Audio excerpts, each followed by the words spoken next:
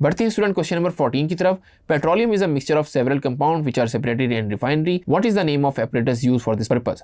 तो स्टूडेंट पहला जो आपको बताया गया है पेट्रोलियम यूज होता है रिफाइनरी में सेपरेट करने के लिए प्रोडक्ट्स को, तो पहला जो इसमें बताया कि नेम क्या है एपरेटस का जो कि इस पर्पस के लिए यूज होता है। तो हमने मेन वैल्यू लेक्चर में पढ़ा है कि पेट्रोलियम रिफाइनरी में जो फ्रैक्शनेटिंग टॉवर है जिसको हम डिस्टिलेशन कॉलम भी कहते हैं वो यूज होता है फ्रैक्शन में कन्वर्ट करने के लिए। फिर आपको बताना है what is the name of process use in the separation of crude oil, तो आपको फ्रैक्शनल डिस्टिलेशन बताना है जो कि क्रूड ऑयल को सेपरेट करने के लिए यूज होता है। फिर आपको थर्ड बताना है right the name of fraction that represent gases, तो जो गैसेस वाली जो फ्रैक्शन है वो आप बता सकते हैं जिसमें एलपीजी है, लिक्विफाइड पेट्रोलियम गैस है, इसको आप यहाँ पे कोड कर लें तो ये आपका गैसेस फॉर्म में जो टॉप से निकल रहा होता है वो ये गैस होती है।